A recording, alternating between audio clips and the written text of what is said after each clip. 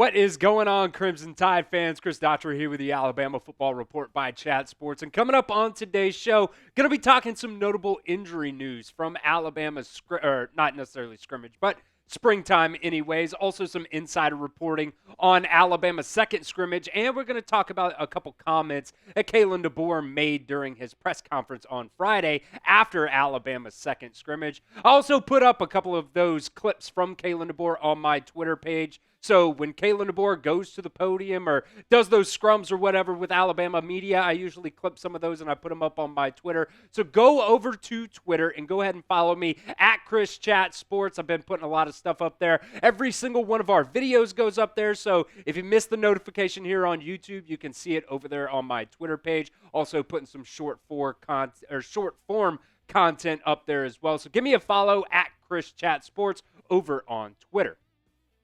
All right, the first thing that I want to talk about, I'm titling it Notable News and not Notable Injury News here. Ryan Williams did not participate in Alabama's second scrimmage. Now, last week, Clint Lamb of Cover Crimson also reported that Ryan Williams did not participate in the first scrimmage either, said that there really isn't anything that you should be super worried about, but Kalen DeBoer also said that he probably won't do much the rest of spring. So to me, this sounds more like a load management kind of thing. You know, you're just protecting your star wide receiver. You don't want him to go out there and get hurt during the springtime, kind of like Jalen Hale did last year. Obviously, it's a little bit of a different situation there with Jalen Hale, but with Ryan Williams, you definitely don't want him to go out there and get hurt during the springtime when at the end of the day, it really doesn't matter. This is what Kalen DeBoer said about Ryan Williams and them holding him out. He said, "We didn't have Ryan scrimmage today, just taking care of him. We know what we have there. He might not do much the rest of the spring, and there's a couple of nicks and things like that. But if you ask him, he'd be out there and scrimmaging. He's dressed up, ready to go, but just being really careful with some things he's been going through here the last week or so. So I don't think there's anything like super wrong with Ryan Williams. Like Kalen DeBoer said, he's just a little bit nicked up right now, and they're just kind of taking it easy with him. So let me know here at the pinned comment of today's video. Are you guys worried about Ryan Williams being shut down here for the rest of spring? Scale it for me 0 to 10. 0, you're not worried at all. You know what we have there. He's not injured, anything like that. You're not worried at all. 10, you're absolutely freaking out. Let me know what you guys think here at the pinned comment of today's video. That ad's going to come here on YouTube. Take advantage of it. Get down there and let me know what you guys think.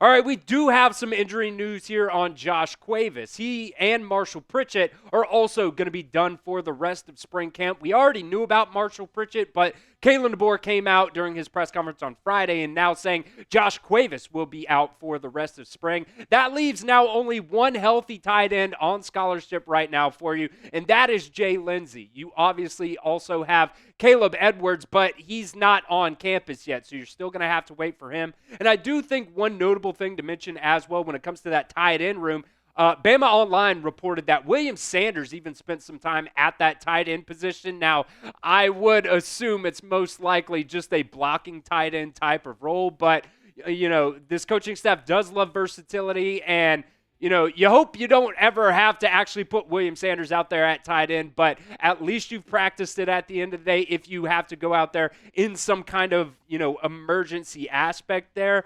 But Josh Cuevas, Marshall Pritchett now are going to be out for the rest of spring. That only leaves Alabama with one healthy tight end, and when you talk about A-Day and things like that, that's kind of something that Kalen DeBoer talked about. A lot of it has to do with the health of these players. So, not going to be televised, not going to be a real A-Day type of scrimmage there, but that's kind of the reason why this is happening here. We also got a little bit of an update on Keon Sabb's injury. Kalen DeBoer saying, they have gotten some very positive results in terms of his rehab. Even on Friday, they got another positive report for him. So, he also said probably the best that they've had so far. So that's very, very good to hear in regards to Keon Sabb. He's going to play a major, major role in the defense this season. He really did last year as well before he ended up getting injured there. But I think him and Bray Hubbard, man, those two are going to be a very nasty duo in the back end of this Alabama defense. Let's go ahead and get to some scrimmage number 2, little insider reporting here. Brody Schmoot of Touchdown Alabama Magazine, he had a couple of takeaways here. All 3 quarterbacks, took some first-team reps. Now, Kalen DeBoer said that Keon Russell really mostly only worked with the 2s, but he did get a couple of reps with the 1s as well. Ty Simpson had a 50 to 60-yard touchdown pass to Isaiah Horton. Called back anyways. Now, I'll touch on that here in just a second. But also noted that Keon Russell had a slow start in this scrimmage, but ended up picking it up towards the end, also through a touchdown pass. Also, we'll come back to the end of the show today. Connor Talty had another good scrimmage there. But,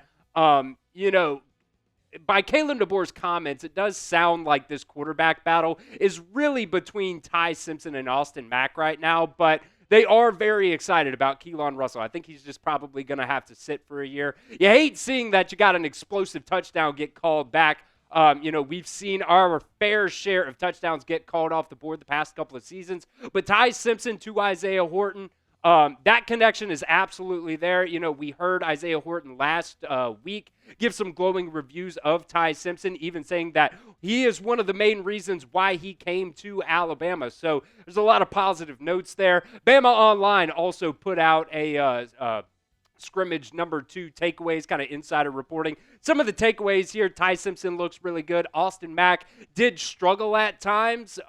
So we'll touch on that as well here in a second. But Daniel Hill working with the first team, and then a lot of Latsier Brooks buzz coming out of spring practice. Now, I did read that Austin Mack, he had a lot of ups, he had a lot of downs in that scrimmage, but they also said that he looked like he was pressing at times. So it's kind of something when you're trying to make plays, you're trying to go out there and win this quarterback battle. Sometimes you end up pressing and you end up throwing interceptions and, things like that. So, still got a lot of faith in Austin Mack, but as of right now, it does sound like Ty Simpson really is the leader right now in that quarterback battle. And now we know that Jam Miller is running back 1 for Alabama this year, but between, guys like Richard Young, Daniel Hill, Dre Washington, there's still a lot of questions out there about who is actually going to be running back 2 for this team. Daniel Hill really does sound like he's been getting a lot of buzz out there. And then in terms of Latsier Brooks, he's been getting a lot of buzz this spring as well. So much so that, there's a lot of people out there saying that he could play a lot this season. You remember, this kid was unranked when Alabama first offered him in his recruiting process. He finished like the number 25 wide receiver, number 184 player overall from the 247 Sports composite rankings. But if you actually look at the 247 Sports rankings, they had him ranked as the number 60 wide receiver coming out of high school. So when this staff goes after guys that, are either unranked or they're ranked really low by these recruiting services, trust the coaching staff, because the recruiting services, they can't find everybody. And that's just, there's so many players out there. When you see a guy that is ranked low, I'm just going to go and, trust the coaching staff when it comes to, their evaluation of some of these players. But I want to go back to Kalen DeBoer's comments about Ty Simpson being voted to the leadership group. He said that leadership group was voted on in early January, so it was before our spring camp started. And I would expect Ty to be on that. He's been here, he's put in, invested a lot.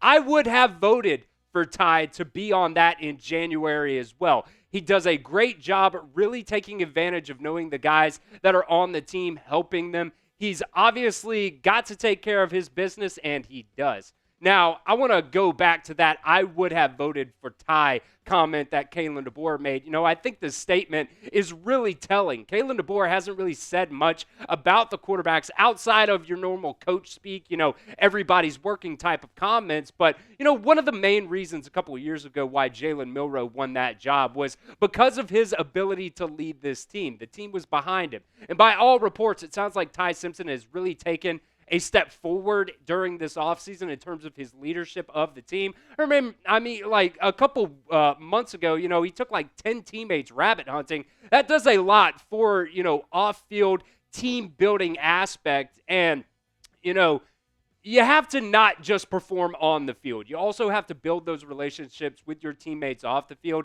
And I don't think it should come as a surprise to anybody that Ty Simpson right now is being looked at as the perceived leader in this quarterback battle. But obviously, he's got to keep it up. Kalen DeBoer said, he's got to keep taking care of business. But if you were in Ty Simpson's camp right now, things do really sound good in terms of that quarterback battle for Ty Simpson. Want to give a shout out to our sponsor today. That is Game Time. Game Time makes getting tickets even faster and easier. Prices on the Game Time app actually go down the closer you get to first pitch. Obviously, baseball season is in full swing now. They have killer last-minute deals, all-in prices, views from your seat, and the lowest prices guaranteed. Game Time takes the guesswork out of buying MLB tickets. They have last-minute deals. You guys can save up to 60% off by buying last minute for sports, concerts, comedy, theater, and so much more. Game Time picks makes last-minute ticket buying even easier by quickly highlighting the best deals in the stadium. They also have that all-in pricing feature, the views from your seat as well, so you know exactly what your view looks like before you buy your tickets. You can get tickets to Alabama baseball. They're playing Mississippi State coming up this weekend. Also, Talladega right around the corner. You guys, if you hadn't been to Talladega, NASCAR is a whole lot more fun in person than it actually is watching it on TV. Talladega is a very, very fun time, so I highly encourage you guys to get those tickets to that Talladega race. And then also, if you guys want to go to a Braves game on April 22nd, they're having Chipper Jones bobblehead night. First 15,000 fans in attendance will get a Chipper Jones bobblehead. So take the guesswork out of buying tickets with Game Time. Download the Game Time app today, create an account, and redeem promo code ChatSports for $20 off your first purchase. Terms do apply, but again, create an account and redeem promo code CHATSPORTS, that's ChatSports, for $20 off your first purchase. Download Game Time today. They have last-minute tickets at the lowest prices, all guaranteed. That link will be in the comment section and the description of today's video. I want to go back to some more comments from Kalen DeBoer during his press conference on Friday. He also talked about the linebackers a little bit as well. We talked about this being a very big offseason in terms of development for that linebacker room. You got Justin Jefferson and Deontay Lawson. Both of those guys are out for this spring, which means a lot of these young linebackers are going to be getting a lot of reps with the first team, and there just really hasn't been a ton of reporting out there about that inside linebacker position this spring. I talked to Clint Lamb a couple days ago, and, about some of these younger linebackers, because like I said, we haven't really heard much about them. He told me that the staff really does like Caden Jones, and he also expects Nakai Hill-Green that you got from Colorado out of the transfer portal to be that linebacker 3. But as of right now, Caden Jones is right there with him. So that's a very positive update in terms of some of those younger guys who, are going into year 2 now in this Kane Womack system. Apparently the staff really does like Caden Jones, so that is very positive there. Kalen DeBoer also elaborated on a few other guys on Friday, saying Abdul Sanders, Luke Metz, Duke Johnson, all 3 of them have been making plays out there, running sideline to sideline. That's one thing that they do best. And then QB Reese is a guy that's out there directing traffic. He had a really good spring as well. I am proud of the way that those guys have taken the bull by the horns and rolled with it. Now, I will be completely honest here. I still am a little bit nervous about the depth at that middle linebacker position.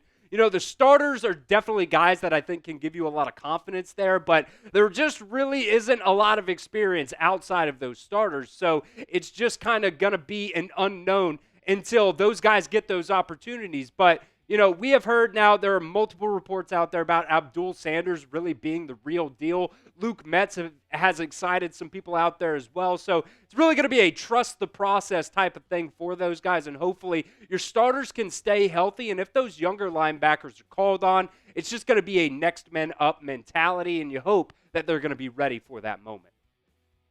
Also, want to ask you guys, if you have not done so already, make sure you guys are subscribed right here to the Alabama Football Report. Going up against our Ohio State channel right now. We got them beat by about double right now. I want to keep that up for the entire month of April here, and pretty much every month as well. So make sure you guys hit that sub button for me. We got videos coming up for you all off season long. Official visits right around the corner here. About, a month and a half or so away. So we're going to be doing a lot of visits on those recruits as well. So help me out. Make sure you guys hit that sub button for me right now.